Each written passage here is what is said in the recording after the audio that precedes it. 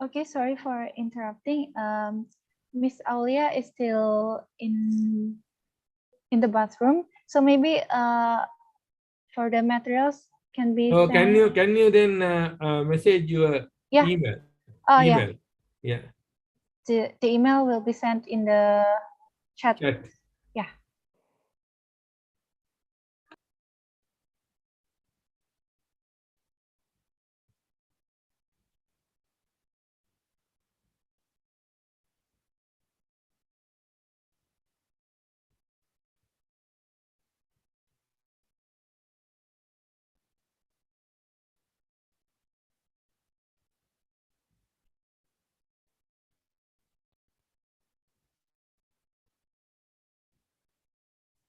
Yeah, I'm sending it to you now.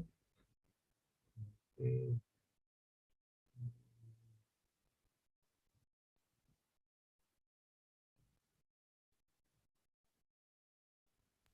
Okay. So the email has been sent through the direct message to Professor Kellum.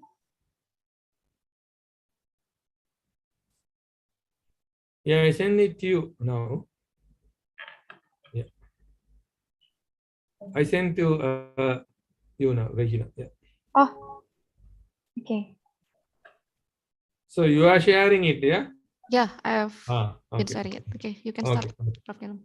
Okay. Good. Yeah. We apologize this technical issue. So it's cannot control that this anyway.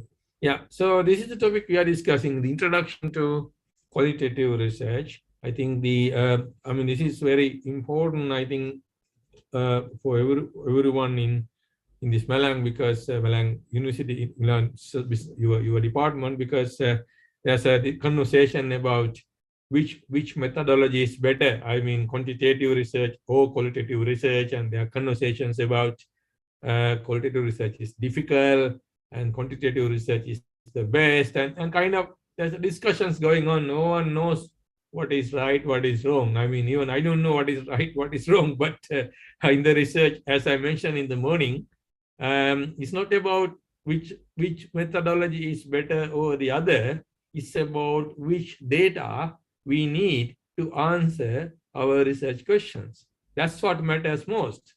So we need to make sure research questions are very comprehensive enough based on the literature. So then we should analyze and understand what data we need to answer the research questions. And that will help us to decide which research methods are needed to employ to gather these data that we need to answer the questions. That's the sort of discussion we had in the morning.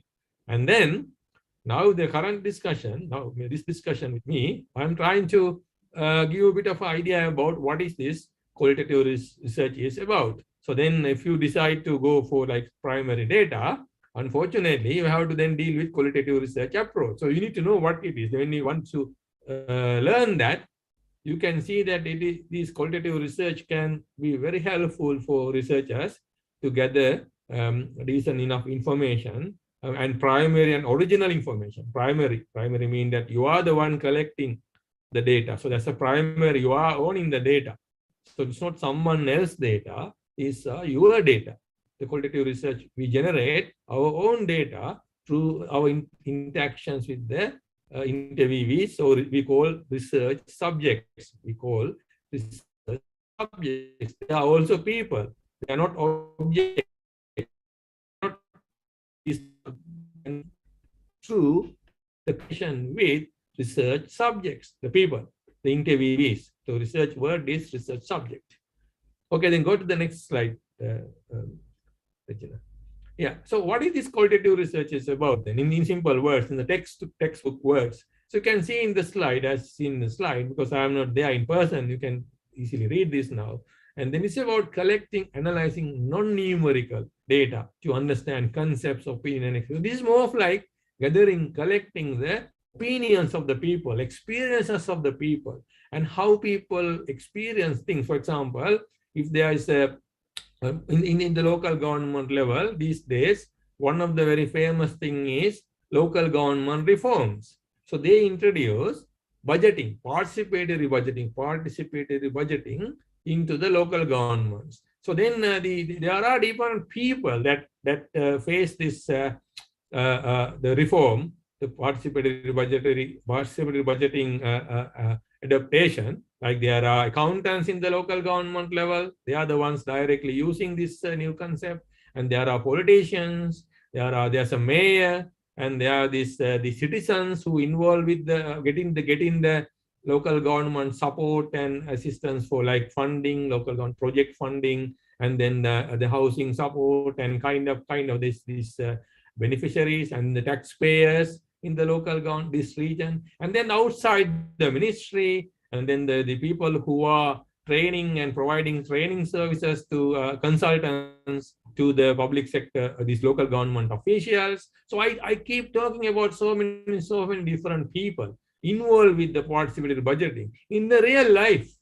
So there is no database to understand how the politicians, local government politicians, local government municipality staff, local government accountants, and these citizens, how they feel and how they engage with the new budgeting process. So you need to generate data to understand this whole context. Same thing with the small business. I think in the morning I mentioned small business, social enterprises, informal business, street sellers. I mean, there's no database to understand their lives, right? They are also doing business. They are not different to any other big companies that you all know. So they are also doing business. So they also do the same accounting, the double in, not probably in the writing down in the books, but they also calculate profits. They also calculate expenses, the revenues, and then they have a budget. So how you understand, if you want to understand their budgeting practice, the small businesses in the micro businesses in the villages, the fish merchants or fishermen, how they fish, catch and sell fish. It's a difficult thing to analyze using primary data, secondary data. I mean, there's no database to find this secondary data. So then that's why this qualitative research involved with collecting and analyzing these narratives, I mean non-numerical data, the people's views, expressions, the opinions and experiences. And then that's what the qualitative research is mainly about. And then that is where we call, you might have heard the two words, objectivity and subjectivity. Objectivity means the researcher not attached to with the data collection process. The data are collected without the involvement of the researcher, because we are using the objectivity is the concept behind quantitative research. So quantitative research, the argument is data are not being influenced by the researcher. Data are neutral. Data base is neutral, and because of that, the decisions and the analysis is very objective. That's the quantitative research. But the qualitative research, on the other hand, that it's very subjective. Subjective means the researcher is very much in contact with the subject. So data collection done by the researcher himself, and then they talk to the researcher talk to the other people as example, I mentioned the local government level. So researcher talk to the people and correct the first-hand information. Sometimes the researcher go and observe. So in my field thesis, I went and observed the village fairs, trade fairs, and then observed how fishermen doing their, how they catching fish. So then how their ritual, about how they discussed about how they share the fish catch. So I talked to them, I observed them. And in the village meetings, I personally observed to understand.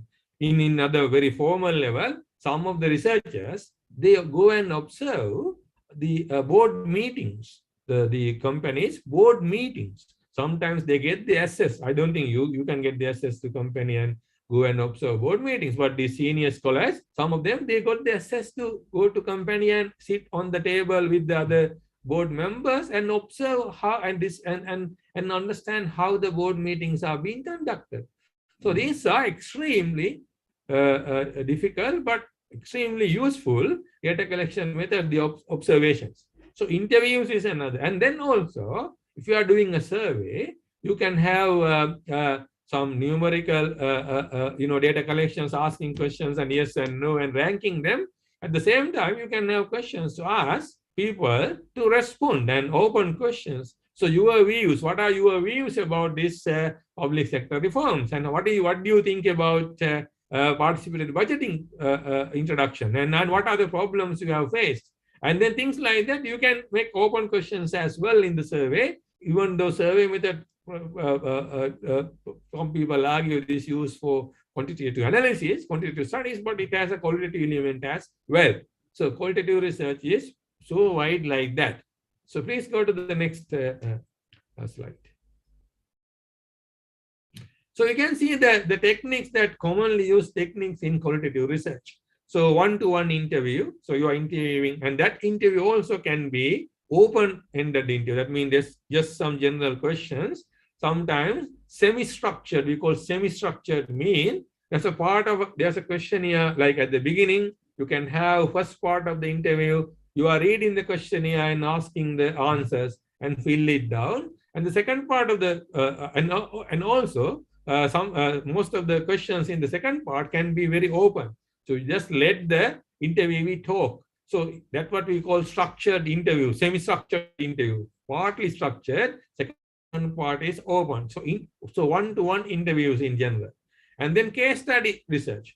So you can take a case study of, say, for example, in my one of the papers about Indonesia, my case study was Indonesian local governments. So I have chosen 2 local governments in East Java. So you are very familiar to your own region. So I did the study myself on 2 of your local councils, 2 East Javian councils. So my case study is based on Indonesian 2 local councils. So same way, so even if you are talking about company, we can, the company, sometimes when there are company scandals, like company failures, like you all know probably Lehman Brothers, Enron, and big companies failed. Maybe Indonesia also, some companies failed. When a company is failed, there's an inquiry and there's a newspaper articles, there's so much of information available publicly. So you can choose this a failed case and a story of a company failure or something. You can do a good, brilliant case study even without interviews.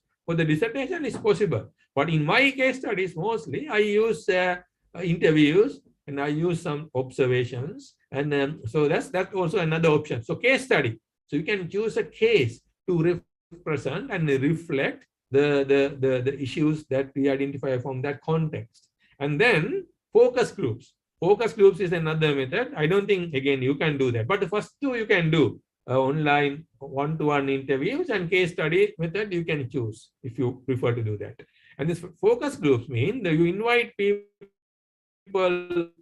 3 or 5 or 10 people together, who can express who represent the same. For example, I take one example. If I want to talk to the local government officials, I can talk to each one separately, or while doing that, otherwise talking to few of them one-to-one, I can group them together. I can invite 5 local government officials together and then ask a question, and then they discuss together, and then together they respond.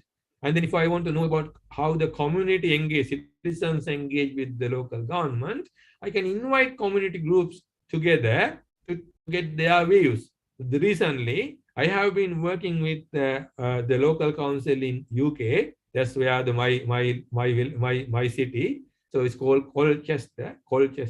So we had this focus group discussions about the climate actions, the climate change and climate actions of the local council. So I invited the stakeholders, citizen groups, and then some organizations, local organizations together. So each focus group, we had 15 people. So we had 4 focus groups, 15 people representing the stakeholders of the council, and then discussed the main issues together. We gave them the questions, they discussed together, and they presented their views to us. So that's another example. And the record keeping. So then you are keeping the records, and then to reflect later, and then you are not talking, but keeping records on these activities and the events that been undertaken. And then the ethnography research, that's where you are, that's combination of interviews and case studies and focus group as well, but mainly ethnography is observational. That means you have to live with the people to understand how people feel about it. Again, I can take my example. in my PhD thesis, I was staying in the fisher village, one of the villages, rural villages, to live. I stayed in one of the fishermen's house to observe their village meetings, village gatherings, and their fishing activities. So I stayed 6 months. I mean, time to time I went out, but mainly I stayed 3 to 5 days every week, about 3 to 6 months. So for my investigation, that's ethnographic research, engaged and lived experience. We call it lived experience. That means you are living with the community or the group that you are investigating and understanding how they respond and react. And then the process of observation. So ethnographic is a part of observation as well. So it's another separate method. You call it observation as a separate technique as well. So what I mean is that at the minimum level, you can use interviews, or then you can use some published material, secondary data, but you build up a case, or maybe interview can be used to build up your case study. So case study research can be your strategy, interview can be your method. So these are the combination of qualitative research techniques famously used in qualitative research. So Vega, do you want to give a bit of a summary on this? Okay, then, dear audiences, in these 2 slides, Prof. Kelom have talked about the technique of the qualitative research. Jadi ada banyak metode, mulai dari case study, kemudian observasi, interview dengan 1 orang, one on one, kemudian juga focus group, di mana interviewnya dilakukan dengan beberapa orang, mereka akan berdiskusi, dan etnografi.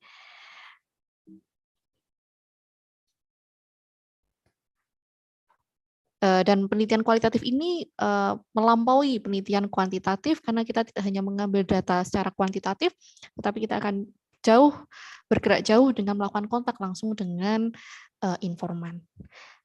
Ada pertanyaan dari audience? Do you have any question?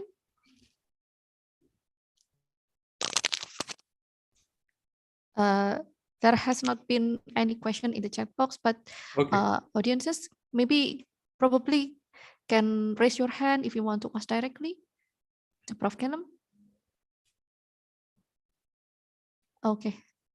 Yeah, we can continue. Okay. They can ask questions at the end. Yeah, otherwise, yeah. Okay, no problem. Yeah, okay, go to the next one then. You can continue.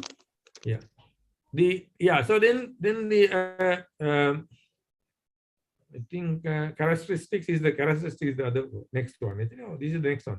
Okay, that's fine. Yeah, so I mentioned about this multiple methods that commonly used in qualitative research, but you don't need. I mean, usually qualitative researchers use more than one.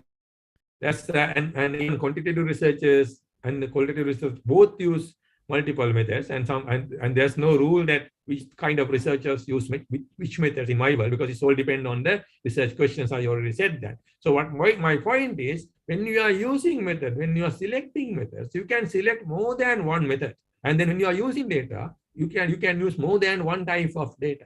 If you are using theories or theory, you can use more than one theory or more theories. What I mean is, if I simplify, there are 2 types of data: secondary data, primary data. Primary data is the data you collect yourself. Secondary data is the data already stored somewhere, publicly available. So you can use both data. If you use both data, primary and secondary data, you call it data triangulation. So triangulation is a massive big concept in research, not just qualitative research, general research. So you can triangulate the data in your study. And then the methods. So data collection method, observation, interviews, one-to-one interviews, and then group interviews, in other words, that's the focus group, and observations. If someone wants to do more than one method, then interviews and observations, interviews and focus groups. So that means methods triangulation. So you can triangulate methods. That means, simple words, using more than one method to collect the data. So the research world, the word you will call that for that is triangulation. In your research methodology, you are saying, I use triangulated data and methods. So my research is triangulated with data and the methods. So it's a different word. It's a triangulation of data and methods. And if you're using a theory, I'm not going to talk about theories in this session. It's another level. So theories also can be triangulated, and I can give examples you ask at the end, and how can theories can be used together. So that also possible, more than one theory, because if that is helpful to answer your research questions in another level. So it can also be mean that using several different researchers in an evaluation. That means when you are using triangulation, in other words, in my projects, for example, I have some quantitative researchers doing the first part of the research. They are using sophisticated econometric models to analyze some of the secondary data. And then we continue further to answer some other questions qualitative. So then we bring the interviews in the second part of the same project. So I'm doing, for example, nowadays, I have a World Bank sponsored project. So we are understanding the public accountability and public financial management practices in emerging economies. So we have countries, India, Sri Lanka, and Nepal, not India, the Ghana, Nepal, and Sri Lanka as countries. But in the first part of the that study, we are understanding emerging economies in general, together, hundreds of emerging economies together. We are having a database from PFA, Public Financial Management Institute of World Bank, to showing how they spend the money, and how these countries have spent money for public financial, public services in these countries. So one group of our team, they are analyzing this data set quantitatively, right? So then in our triangulation, we have secondary and primary data. So triangulated data. So methods, we have two methods triangulated. One is the sort of secondary data collection and then the use of that, and then using the databases. And then second method, we have interviews. So the first part is done. The report is written, given to the World Bank by I'm not involved. I'm not invited for the discussions because I'm a qualitative critical guy. So there was other team, one of my friends, he is leading that team. But we are in one team. There are two teams within one team. One group has already done the part. Second team that I'm leading that. Then I will ask there were my two other people. We three together managing the interview process in Ghana, in Nepal, and Sri Lanka. That's what we call this triangulation, mean several different research groups in an evaluation. So two groups in one team. So it is not relevant directly to your dissertation, I apologize, but you need to understand these concepts more comprehensively. So then you can use the relevant parts of the sections to your thesis, your dissertation. So first part, the triangle and methods are relevant to you. You can use more than one method, secondary data plus few interviews. Secondary data, using secondary data, you can ask first research question. And then maybe you need more information data to answer your second research question. So you go a few interviews, online interviews. You have now Zoom. You can interview with the people with the Zoom. It's not difficult to meet people now. Yes, sometimes if it's a company, it's not easy to contact and get the permission. You need the permission. There's ethical approval and all these process into that. But if you manage that, then, if you are interviewing small business people, you have easy access to contact them and talk to them. If you talk into charities, if you talk into voluntary organizations, they are free to talk to you. So that's, I think it's a myth that we have among ourselves. It's extremely difficult to do qualitative research. Who says that? Who says that? I think that person, whoever doesn't understand qualitative research that well and the value of qualitative research. So it creates primary data. It creates your own data. So what is more valuable, your own data or general data, big data sets? Both are valuable. But these big data sets cannot answer some important questions. So you answer some important questions of why these things, why this participated budgeting fail in local government level. How then the participated budgeting can be changed or introduced, and how this process being experienced by the stakeholders in the local government level. Are there data sets, big data sets to understand that? No, there's no data sets to understand that. That's why we need primary data. But you can understand what the local governments are doing now with the participatory budget.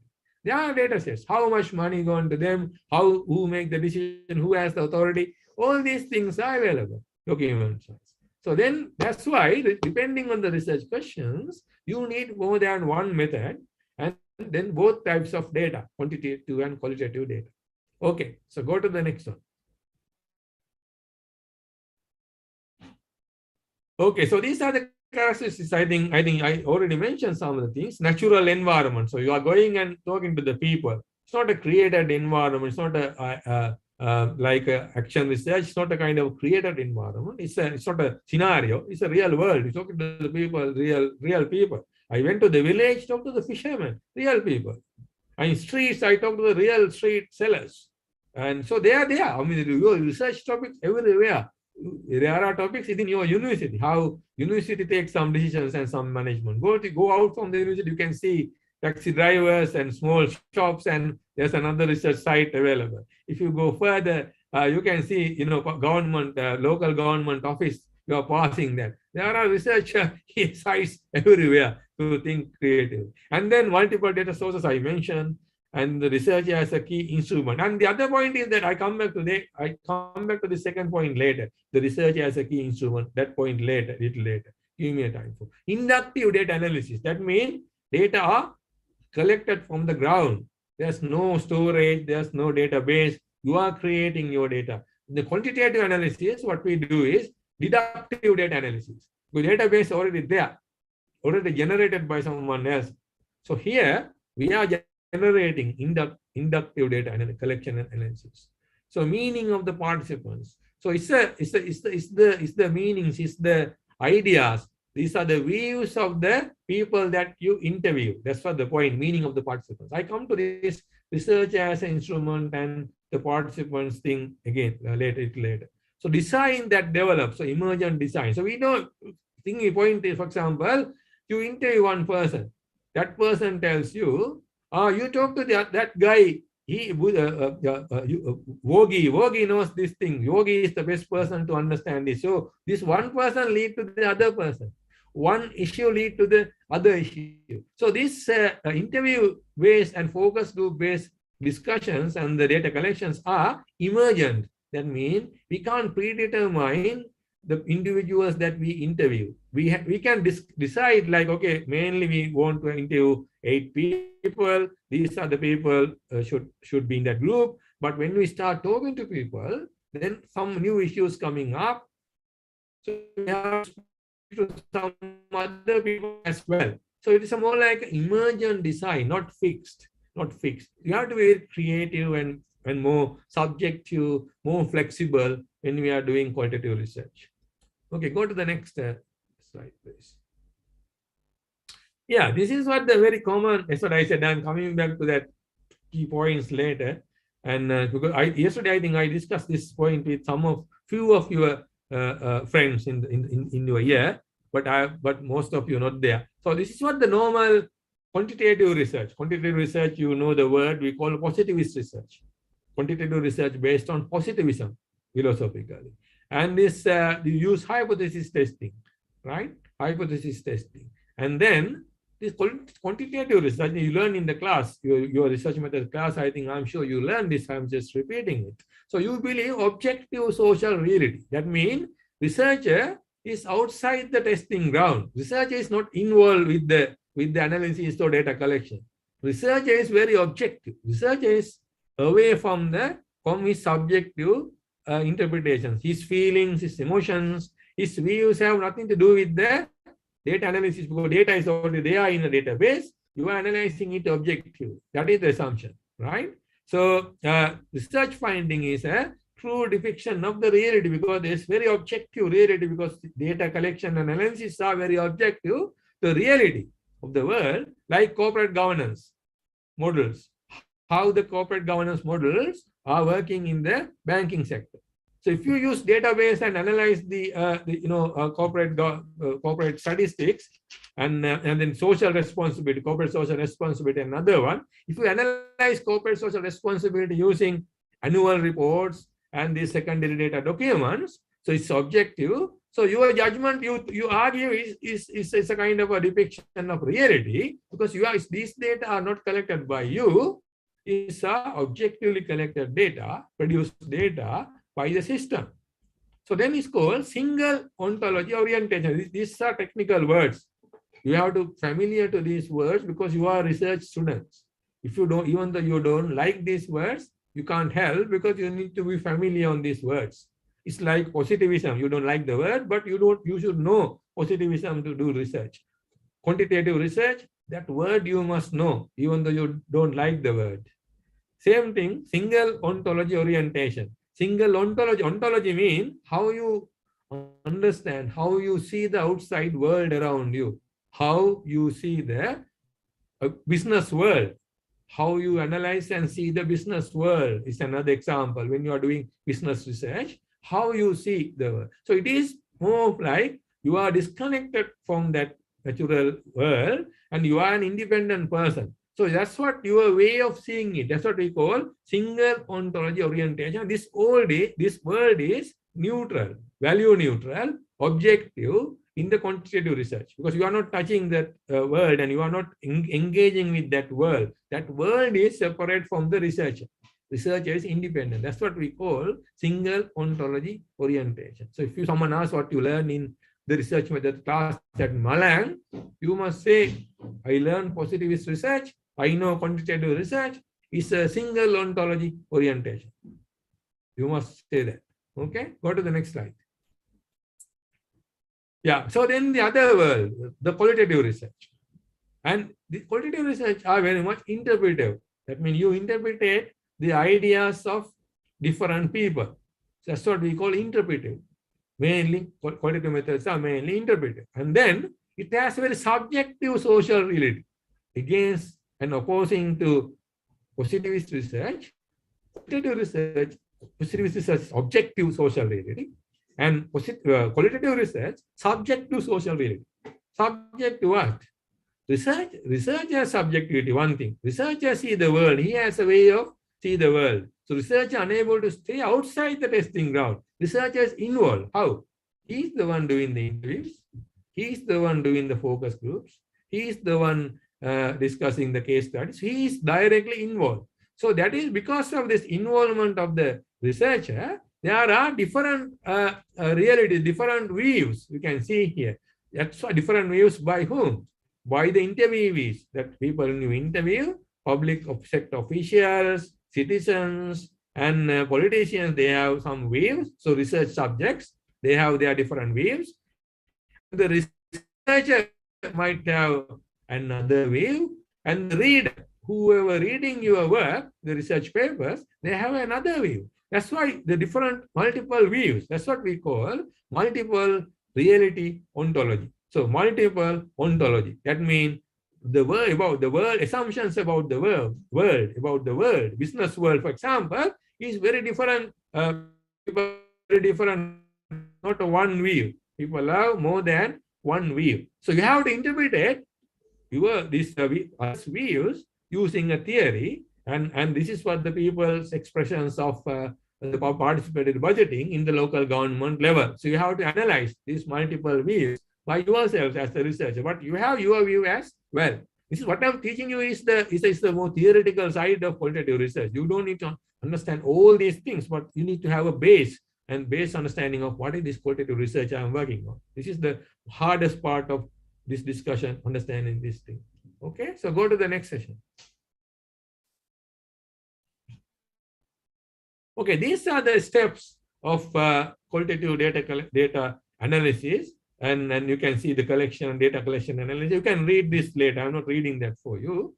I think what we are doing, I think I gave you the perspective already. So the main thing is when you are collecting data, you have to record it or write down. Otherwise, after if you do Zoom interview, for example, you have to record the Zoom interview with the permission. You have to ask the permission from the interviewee, right? And then, so that's very important. Realize that these recorded conversations, we have to record first.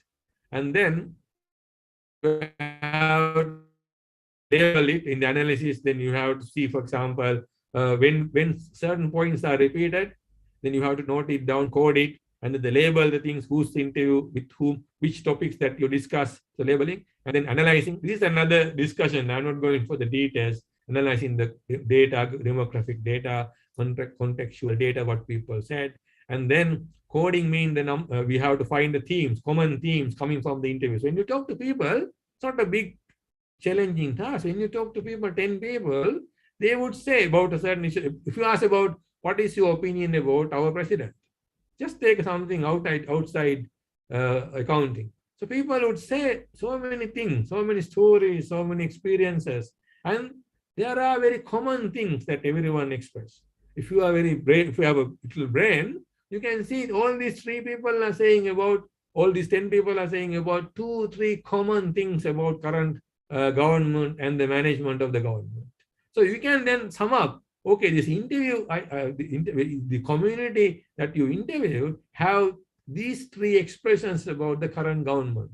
I'm just simplifying the story, but that is what I mean the coding here. So then the themes and the issues can be coded based on the commonality and based on the similarities of the views of the interviewees. That's the sort of a process. And then finally interpreting these summarized themes, and then you can use triangulate data sources into that. So after the interview is done, analyze, then we can use some other data. You can do further observations to confirm the secondary data, interview data findings, and we can observe sometimes to make sure these are right. Or maybe we can do some secondary data, some files, some data sources, and to check and verify these findings are correct. For example, if people are saying government is involved with the corruption and there is misappropriation, so you can find some National Audit Office report confirming the corruption, confirming the misappropriation. So it is not just the interview which said that the government is corrupt or local government is corrupt, but we have the materials from National Audit Office confirming the corruption. They have done the audit of some government organizations. They have found, confirmed the corruption is within the public sector organizations. So this is the triangulation from the secondary data audit report and primary data, the interviewees that you interview, public officials and the citizens said the same thing. Put together, you have 3 themes of the corruption activities in the government. I'm not talking about your government, I'm just making up a story. So that's the one example we understand it. So then the conclusions, recommendations, validations, and these are normally like in any other research. I'm not going for the details of every step. I focus on the main steps. Okay, go to the next one, please. Prof. Caleb, there are 3 questions. Can I okay. read the questions first? Okay. The first one is about the triangulation. Okay. Do we have to check the accuracy of the data, every data? Take one example. If informant A say about something, should we have to check every words of the informant A with other data or other information from the other informant? This is the first one. Yeah, I think that's a very good question, because I think that's where the challenge and the criticism coming towards this qualitative research, because when we select the research subjects, and it is whole thing in our hand, the selection of the interviewees, and then how representative they are to talk, and this their representative capacity on the topic that we talk. So that is where I think researcher has to be very much like objective person, even though doing subjective research. I mean, the trustworthiness of the researcher is very much important. Sometimes some people misuse this methodology. That's where I think criticism coming up. So that's why we have to always cross-examine. So say, for example, if you are interviewing people from local council or local governments, officials or accountants, so talking to one person not enough. So you have to cross-examine by talking to more than one person on the same topic, in the same job, or the same, say, public sector accountants. Meeting one accountant is not making any sense. You have to meet, say, accountant also, maybe female accountant, male accountant, right? So then the senior accountant, junior accountant. So then we have to make sure some of the principles that you know very well from quantitative research, representativeness, and then having the multiple views to make sure we cross-examine. So if you are just talking interviews, you can have more than one representative interviewee from the same job or same sector to cross-examine. That's number one. Number two is, after doing one interview, then you can realize this interview is bluffing. Bluffing means saying lies and saying boasting or something. But then you get the impression you need another interview to cross-examine some of the points this interviewee said. So it's a need of a bit of experience in that. Not a big, huge experience, but you need to understand people. When you should be able to understand when people talk about things more sarcastic way, more kind of biased ways. So you have to make a judgment. So I think if you don't judge people, it's better to have more interviews, and rather than one interview on the one sector, one department, you have more than one interviewee. Senior, junior, male, female, and person who graduated, person having no degree, right? And then graduated, employee, and all this depending on what you need to find out. Senior, junior mean that some experience, someone less voices from different people, and then not just the public officials. When you talk to citizens, you can understand the public sector officials are really lying. Citizens who had some issues, people who sometimes go there and make a complaint. I don't think some of these things you can follow. You are still a junior, early career researchers, but experienced researchers, they can do that as well. They can see the people who made the complaints. Community organizations, sometimes they are very vocal complaint. If you meet the persons from that community organization who made the complaint against public officials, so you can see another story and another side of the story. First story was a good story from public officials. So cross-examination is done talking to citizens, so they have an opposing story to the public sector officials. So then cross-examining is the point I am saying. So depending on what you have in the early stage, early interviews, you can add other interviewees to cross-examine. That's what the answer. All right? Okay, Prof. Very clear. And then the second question. I think the triangulation is the one of the most challenging process in the qualitative research, because sometimes people are lazy to take the deep information from the triangulation. So to what extent that we have to stop to triangulate the data? That's a good question. Again, I think these are very excellent questions. All I think that one I said the answer.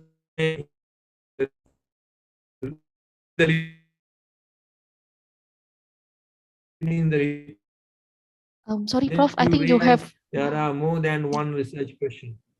Sorry. Yeah, I think you have some problem with signal because we cannot. Right. Clear. Can you hear now? Yes. Can you hear now? Yes. Yeah. So I talk slowly then. Yeah. Yeah. So my point is as I said at the beginning and in the morning also, your research questions are very, very crucial when deciding your research methods, right? So research questions are deriving from your literature review, right? This is the mantra. This thing must memorize. You must memorize literature, research questions, then the type of data you need, level of data you need, and then the methods. So that is where, that's why I think the answers to that question also remain there. That means whether we triangulate or not, whether we triangulate, then what methods we triangulate, right? All depends on what data we need. How you decide what data? The research questions, right? So then we don't know how many methods we need until we know the research questions. So when we know the research questions, we can note down what data we need. Are we going to answer 3 questions, 2 questions, or 1 question, or something like that? Then you know your scope. That is your scope. You know what level of analysis you are going to make. That is your scope of the study. So then that scope of your study, the research question, will make you understand what data, what level of secondary data, whether it's enough or what level of primary data you need. So then accordingly, you can decide whether you bring only interviews or interviews plus something else or something else. So it's a whole the level that how many methods we combine, whether we stay with only quantitative data, secondary data, or whether totally omits primary data. All these answers, all these questions can be answered by looking at your own research questions. Yeah. Okay, Prof. And also, sorry, and also Yeah. that question has to be little reframed. So it's not only triangulation, not only happening in the qualitative research. I'm saying triangulation can happen in research in general. So quantitative researcher sometimes will feel that he wants some more primary data. So after the data analysis, quantitative researcher can decide, I need few interviews, right? So to support some of his certain parts of his third research question. All the questions from secondary data analysis, quantitative research is good, and it can be helpful to answer first two research questions. But the third one, the quantitative researcher can decide, I would do few interviews. So this can be the qualitative research and quantitative research can also triangulate each other. So there is no rule. Someone does say, you can't come into my quantitative world, or you can't come into my qualitative world. There's no world. There's no parallel worlds. This world is a one world, research world. There's only one world. These are not parallel worlds, right? So the question has to be reframed like, what extent this in the research, not the qualitative research. In the research, to what extent we can triangulate the methods. So that means quantitative research also can triangulate with qualitative approach, qualitative methods. Qualitative researcher can triangulate with the quantitative methods, or qualitative researcher can only do qualitative methods as well without doing any. But my research, always triangulated research, always I use secondary data plus the interviews. I am a qualitative researcher mainly, but I always work with quantitative research. My team always have quantitative research experts, data analysts. Now I am running at the moment 4 full research projects, fully funded research projects. I have quantitative research experts, well-known experts in Japan. They are part of them, and some in Essex, quantitative experts sit with me in my team. Because my research projects all are triangulated with quantitative and qualitative both. So don't misunderstand me as a pure qualitative researcher. In my world, there are no parallel worlds, quantitative and qualitative. The both are, I am moving across the worlds like time travels based on the project stage. I go to quantitative world and come out and go to qualitative world and going back to quantitative world. So it's a working, traveling across the two research worlds, because the research world is a one world. It's based on the research questions. All right. Okay. Oh, thank you, Prof. And the next question, continuing your answer, if we find a specific finding that only stated by some interviewees. Yeah, take one example. We interview 7 people, and then only 2 people that said the thing A, and then we cannot confirm the truthness of this A. Should we put aside of the finding of A from our result, or what do we have to do about this? I don't get that question very well. So is it in the message? Yeah. Similar subject that was said by 2 out of 100 interview respondents. So similar point, yeah. Should we include the subject into according to similar subjects? No, okay. The subject of, or should we just throw it aside because only? Yeah. I think this is again another very good high quality question. I think in relation to coding. I think this is all depends. This depends on whether we treat these two people further or not. Depends on the importance of that point, because then we know that when we are investigating research questions, we have some we are in a scope. We are focusing on certain, say, sociological or social or economical or environmental, depending on the question. So your investigation is in one direction.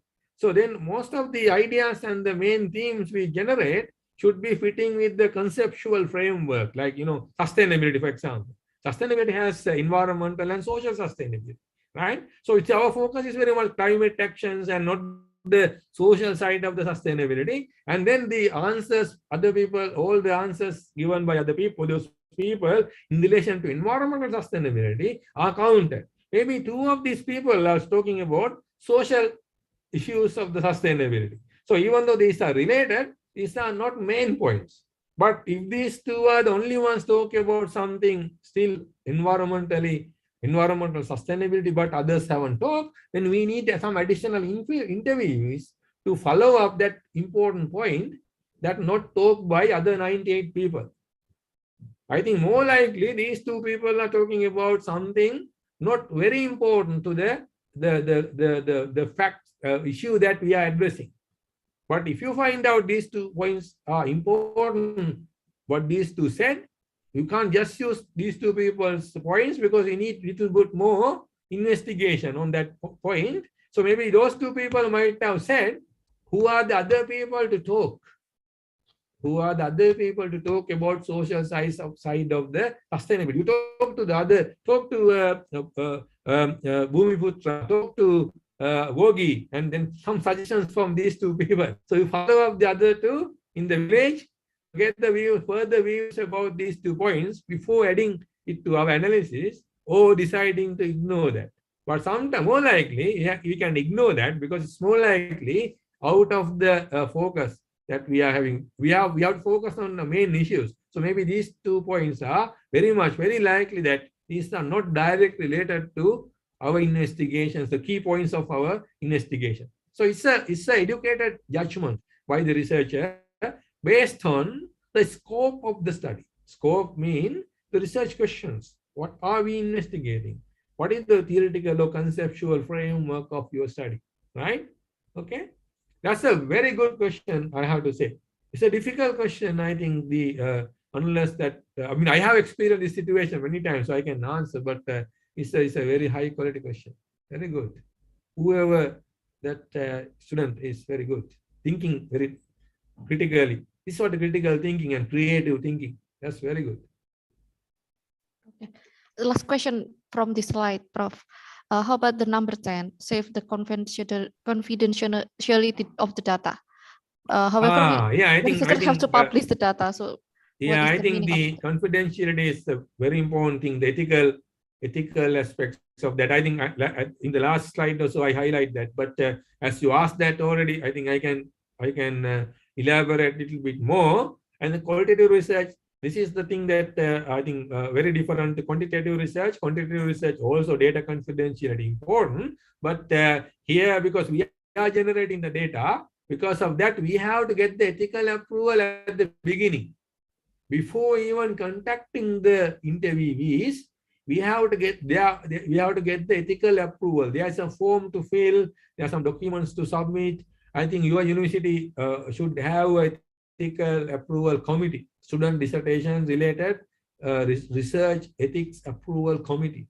So then there should be a research ethics officer in your department who are handling the student dissertations and the ethical approval of your students' dissertation. So without the approval, you can't talk to the people.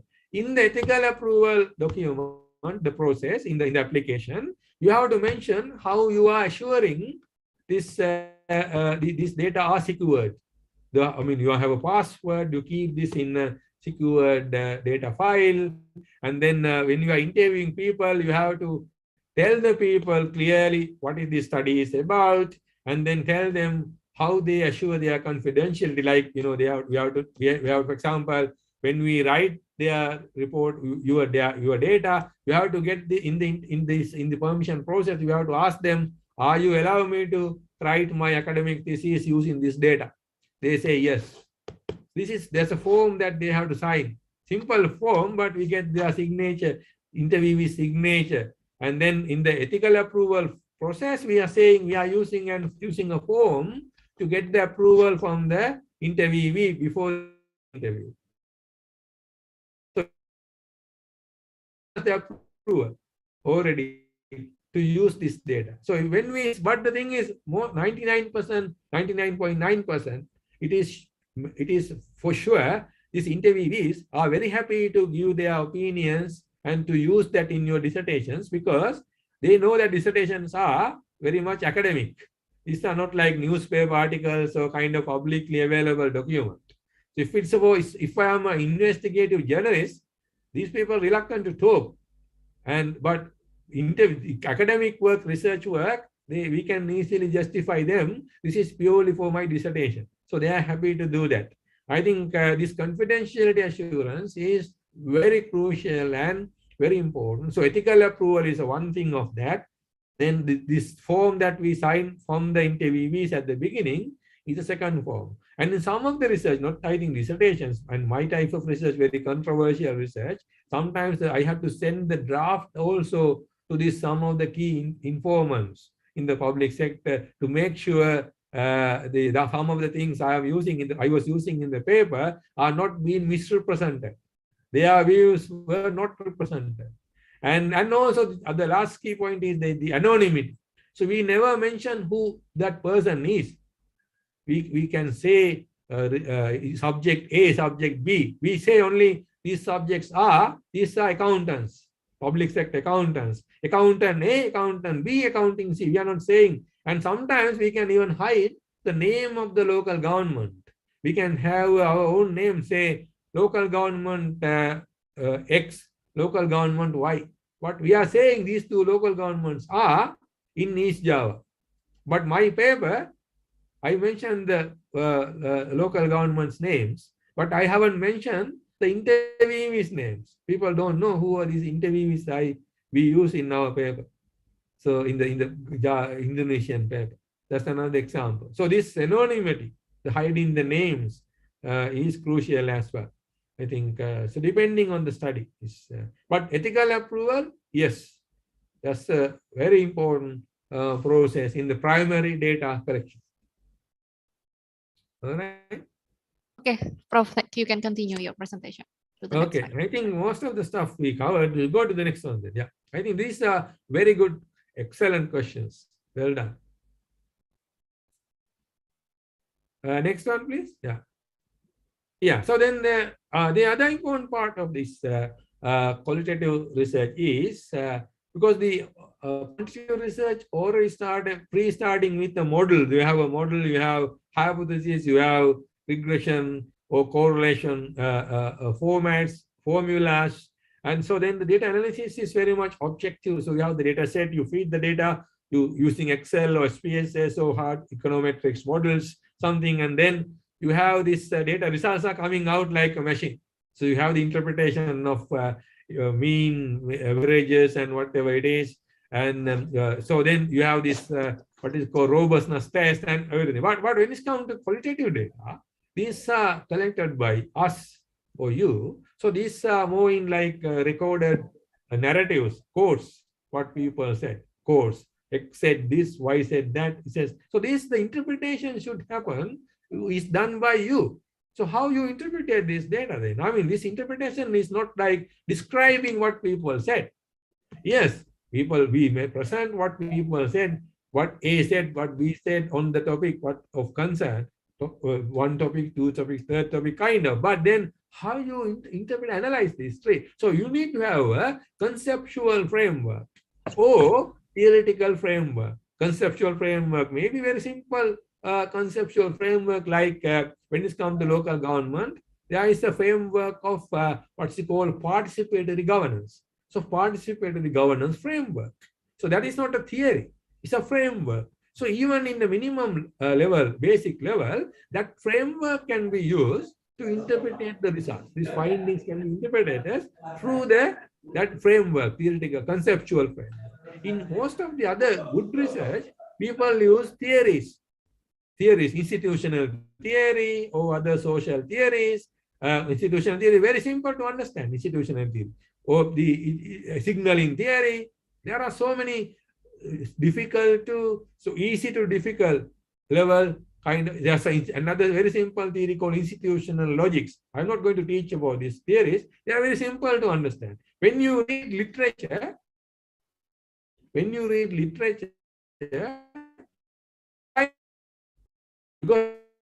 in these theories, in the participatory budgeting literature, you can't know these some papers that use theories.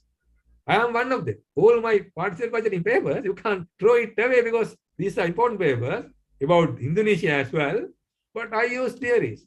These theories are not difficult.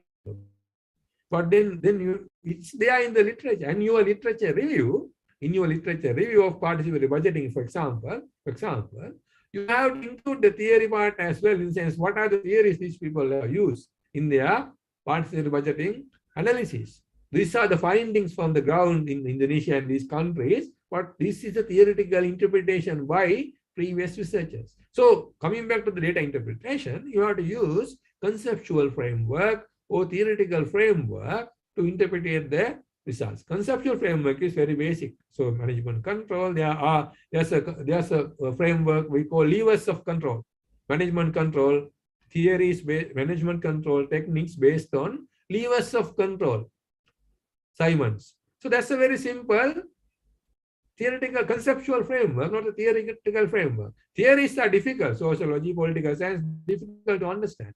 Conceptual frameworks are very simple to understand. So I think that's the difference between quantitative and qualitative research. Here, quantitative research, you have a model already decided, already made. You don't know what the theory is still, but can be used straight away.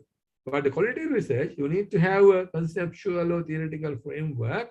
When you read a textbook about budgeting or management control, there are so many conceptual frameworks you learn in the lectures. So you can choose one of the conceptual frameworks to use to analyze your qualitative data. Okay. The second, next one, please. So why using theories? I think I already explained that. So without a theory, difficult to interpret it. And then, do we need a theory at the beginning? This is so open to you. Sometimes this conceptual framework that I talked to you, or theoretical framework, can use at the beginning to decide what questions you are going to ask from the interviews. Some people like me first do the interviews, get the data, and decide the theories, because I'm using not the conceptual frameworks, I'm using theoretical framework, more hardcore theories, social theories. That's why I use to collect the data first with research questions, and then once I have the story from the ground, the data and the story, then I decide the theory mostly. But most of the people, like PhD students, dissertation students, they have a conceptual framework or theoretical framework at the beginning. So that means their research questions can be also improved with the conceptual framework in the mind. So that's what they bring the data, whether theory bring the at the beginning or at the end. It is to me, it's an iterative process. Even you bring theory at the beginning, conceptual framework at the beginning, that's good. You can ask some questions to fit with that. But again, at the end, after collecting the data, you use the theory again to analyze and interpret it. So there's no rule. These are our ways of doing the research. Does theory constrain the data analysis? Sometimes yes. Sometimes yes. So you should not overly driven by the theory or conceptual framework. You have to keep options open. Let people talk and then bring everything home. And then look at the data. That's why I'm not using theory at the beginning. So I let people talk and bring everything and then discuss about think about the theory. If you use a theory beginning, you always try to fit some things to the theory or conceptual framework, not outside anything from that. So that's what subconsciously we theory control our minds. So, but as students, it's good to have the conceptual framework, what you learn in the class in each and every topic. Maybe depending on your topic you choose, you can have a conceptual framework to guide you. Because in your case, you need someone to guide your work. Right? Experienced researchers don't need a conceptual theoretical framework at the beginning. They can use later. In my PhD thesis, I choose the theories later. And then I have re-theorized data so many times because I published 6 papers using 6 different theories. PhD thesis later on. But PhD thesis was based on 2 theories, 2 social theories, sociological theories. Max Weber's rationality and bureaucracy. And then I had the Giddens, Anthony Giddens structuration theory combined triangulation in my PhD thesis. So you don't need to worry about these hardcore theories. I'm talking to dissertation students in Malang in the final year. That means conceptual framework you find from the textbooks. Still enough for you to analyze, interpret your qualitative data collected from the field by yourself. Go to the next page.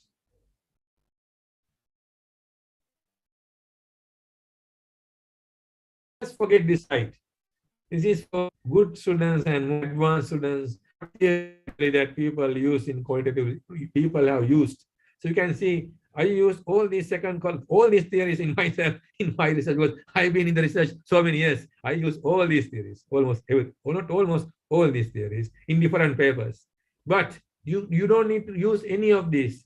My students now here in the audience, you don't need to use any of these theories if you are not comfortable. What you can do is some of you can try first one. DiMaggio and Powell, institutional ISO. It's very simple to understand theory, the first one. So you can try that one. Even if it's difficult to find to understand, forget it.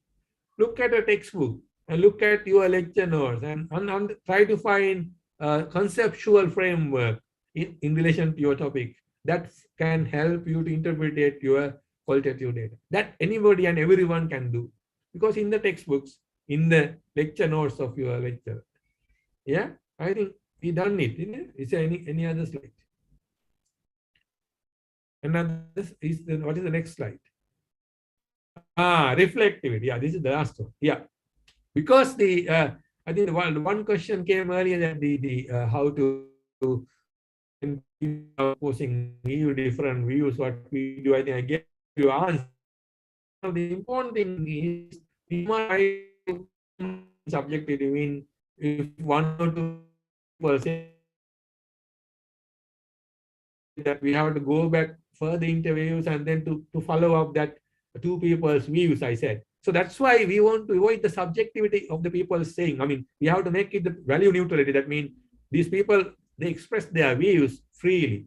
So these are very subjective views. So that means to make it more like aggregate and with more representative of the general people, you need more interviews. You need interviews with and views with different kinds of people, groups of people. As I said, male, female, as I said, politicians, others, citizens. So contrasting views together. So then in that way, we can avoid the subjectivity in the interpretation. And the other thing is reflective. That means we as researchers, we go to the field, we talk to the people, we come back home, then we have to reflect what we found.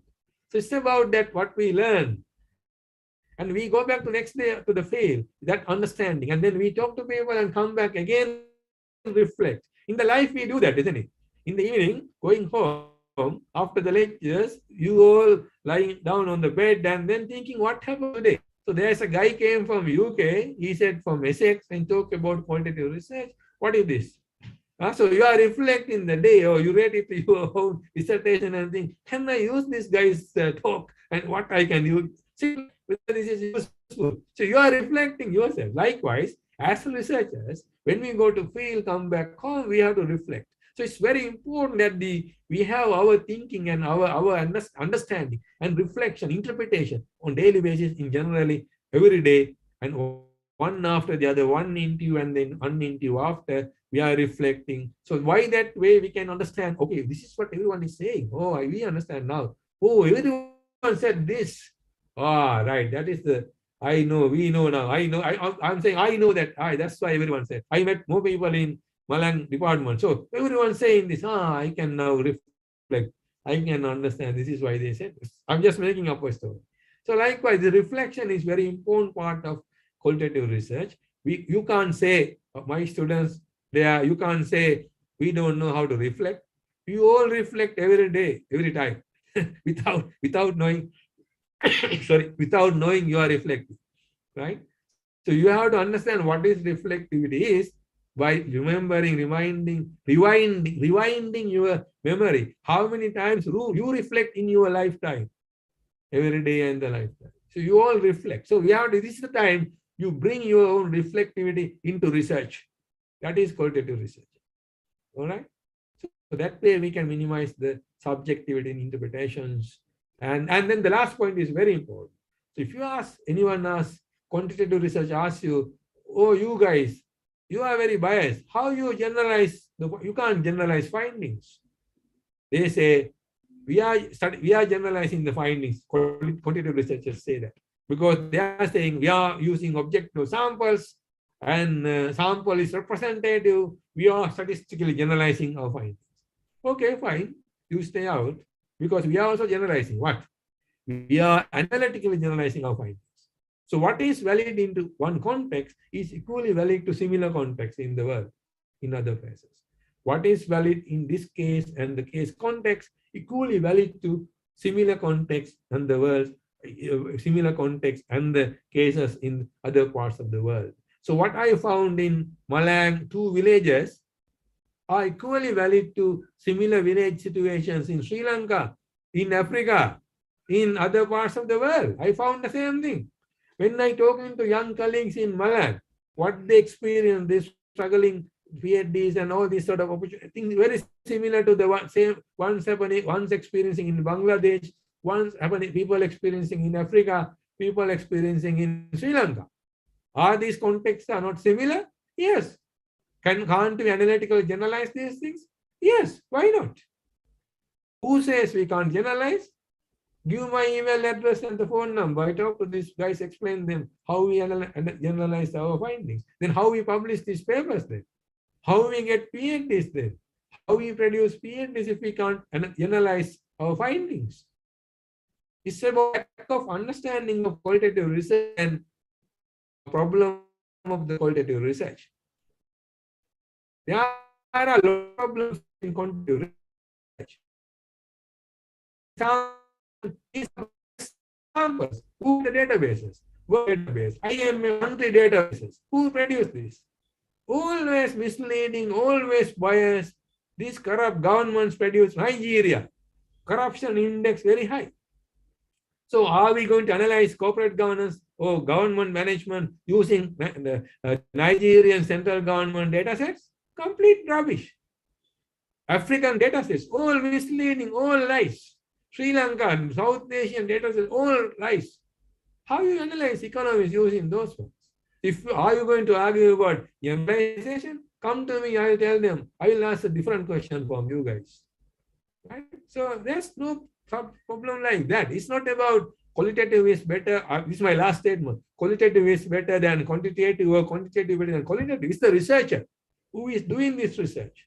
Whether the researcher doing a justice or right research using right, reliable data and then using mixed methods, that the methods, complementary methods to prove his message. And then in that case, then all depends on the research questions and the researcher's quality and the researcher's commitment.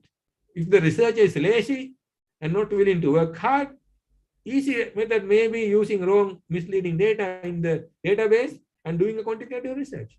Good researcher want a little bit more work hard, using quantitative data plus complementary primary data, and then make a research validity which higher. Company annual reports. How many companies are giving the true stories in the annual reports? Social responsibility of company performance. How many companies telling the right? Multinational companies. They are the destroyers of this nature, natural world. They are the destroyers. They are killing people, producing some harmful products. So what is their social responsibility reporting is about? You are using annual reports analyzing this sector of pharmaceutical companies are socially responsible. Nonsense. Right? So that is what I think. I am very much against this wrong interpretations of our own researchers. That's what I'm saying. So then you need further interviews. You have to talk to the people who are using these pharmaceutical products in emerging economies, developing countries. They will tell you what problems these companies are making, polluting the air, and then some of these drugs they make, killing people's kidneys. And some regions in Sri Lanka, people have kidney problems. Why? This artificial fertilizer companies. They are killing the people. So what is the social responsibility you are talking of from quantitative terms? These companies' annual reports are super nice. Pictures, figures, we do this to community, we do spend this money. That's wrong image they are creating. So I think you have to open your eyes as researchers, as future researchers, students especially. Your mindset is like blank pages. So you are writing up all these words now. So keep this your mind open to research world. Don't bias to any of this quantitative or qualitative type of research. You purely use literature, develop your research questions, then think about the data needs, then decide what methods you want to use. Not that supervisor, not your friend, not the discourse that this research is easy, other research is difficult, and those ones. Both researchers are good and important. So decide which ones to use based on your research questions. But this is what qualitative world is. That's what I wanted to share with you in my presentation in general. Thank you very much. I'm happy to answer any further questions. Okay, Prof. One question. Sometimes researchers is not, what is it, objectively asking the informants. Sometimes the question lead to the researcher's intended purpose. So how to overcome? Yeah, I think that's again a good question. I think that can happen. And some people are not good experienced interviewers. So then they can end up like they can make bias. They can ask questions to get biased answers. That's not acceptable. If someone doing that, that's not something problem with the qualitative research. It's about lack of experience or someone try to do dodgy research. So even surveys, I know some people not doing the survey correctly or really, they fill the forms themselves. It's not about just the interviews or qualitative research. This is the people. I know some people fill the forms only themselves and say survey done with 200 people. Is it not? It's about the person, not generally the research problem, right? Problems of the research method. So, but to answer your question, I think that's why before going to the interview, we analyze what questions we have, research questions, what data we need, and then we are thoroughly preparing a guide, interview guide. So in the interview guide, we don't have biased questions. We keep questions very open to the interviewee to express and answer. So we don't ask yes or no questions. You like me. It look like you like me. That's, if you ask that question, very difficult to say no, right? So you have to be very, very open-minded. The question should be very open. You know what I mean? Then the other person have a space and the time to say something from the heart. You all know that. So you don't expect the question before the answer, right? That's the sort of the wrong and bad interviewer or researcher. He's not a good researcher. Qualitative researcher knowingly doing that mistake. That means when I go to field, I have a questionnaire guide, not me decided the subject, that the literature, and then if you are using a theoretical framework, so we know what materials we need gather. We keep the answers open. We ask one general question, generic question, not very narrowed questions. But depending on the answers given to that question, we can follow up. We follow up. It's not that 5 questions only. We ask question and stay away. We ask one question, there's a follow-up 2-3 questions, depending on the answer. So 10 may be the standard, but we end up with 30 questions at the end because we have follow-up smaller ones to understand. It's like a news, these journalists do some interviews, documentaries they make with the interviews. They ask how with the politicians as well. So you involved with decision. What is your view on that? Why you made this decision? That guy talk and talk. So then that lead into further questions, right? That's how you watch these documentaries. How they how they do this document and hard talks with the politicians, for example. So we are not like that hard. We are very friendly with the interviewees. But the political programs give you some idea about how to do a good interview without getting biased answers. That need a bit of a training. Not training mean scientific training, at least some common sense training. Yeah. But that's a very good question again. Yeah. But as I said, survey people doing survey also doing these worse things than even interviewers. I have seen some people even in Sri Lanka. I heard. Okay. Audiences, is there any question? Additional one question maybe, or you can ask directly to Prof. Kelum. You can raise your hand. Is there any?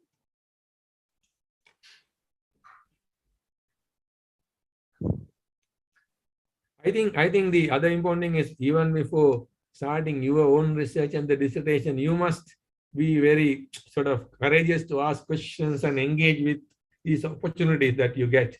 If you are saying too silent, then I think that is also constrain your progress as a research. It's very important with the doesn't matter English language now, you can type something there. So these questions are not to me. To me, it's easy now. I say, oh, goodbye, thank you, see you soon. But this is the opportunity that you get, not just with me. If you get opportunity with in other lecturers, other visiting professors, whoever, you have to use this as a golden opportunity to get something from them. Maybe even quantitative researcher. You can ask some things that I shared with you now. When you meet a good quality quantitative researcher in the future, you ask this, one of these speakers said this, what do you think? You know, that's a sort of thing, curiosity, right? That's very important. If you want to be a researcher, you need to be curious as well. Okay, students, you have to be curious. Ya, harus punya keingintahuan yang tinggi. Ada yang penelitiannya kualitatif from audiences? Is there any student who write the research in qualitative research? Question, okay, another question. Sir, can we say that the longer a qualitative research takes time, the more interviews we get, the better the results are? That's a one possibility. That's one possibility. I mean, that's a good point. Again, I appreciate the question and good point that you addressed. I think it is true. The longer, the more interviews, the quality is higher. But it's not always. Sometimes you talk to one person, that one person can expose everything, right? So this guy, the guy who exposed this the materials, WikiLeaks documents, like the WikiLeaks documents, and he's just one guy. It's not an interview, but he exposed all U.S. secrets, right? He was being jailed now at the end. So likewise, one good guy can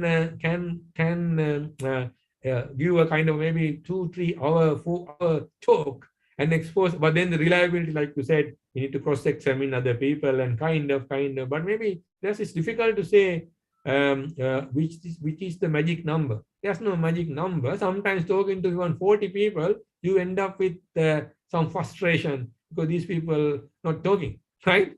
So you can have 1 or 2 good speakers out of 40, given you the best. So it's vary.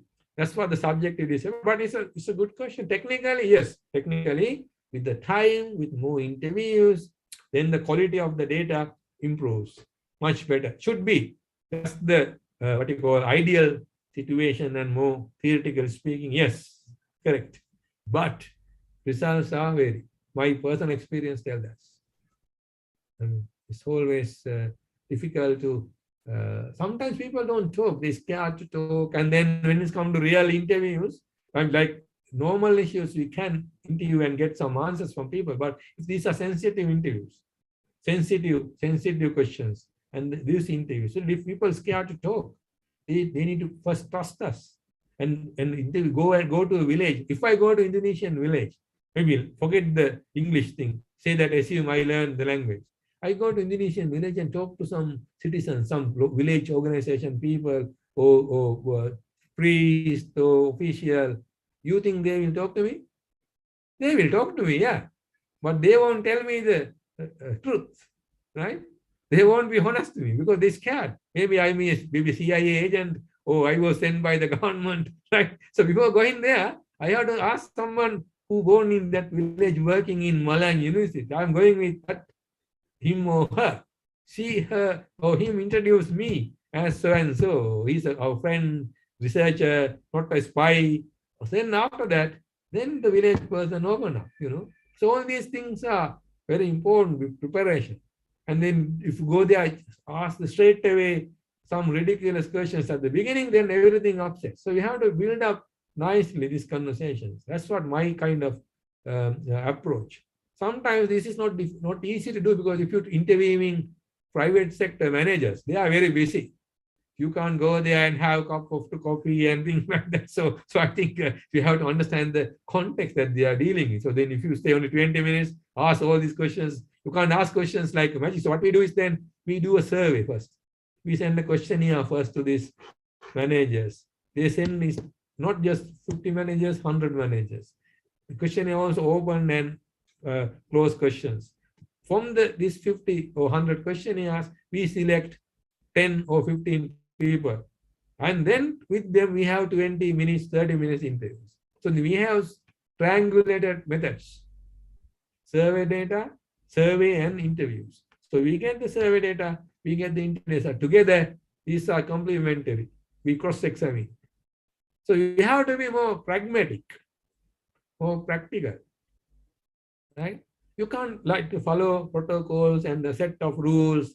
In the qualitative research, you can see me, I have no formalities. I myself, he's like, yeah, you call me professor, some people call my name, some people call me sir. Who cares? I like the people call me Callum. Then I feel comfortable because I don't want to have this, my own, boundaries in a sense, like in a good way. I'm talking of like social structures, hierarchies, and then then people distance from me. They don't see me as Callum. They see me as someone came from UK and English University, and this guy is a powerhouse, Then people are not talking now. Even in this lecture, some are scared to ask questions, probably thinking, "Oh, it's upset this guy, and it's not good how I ask for it."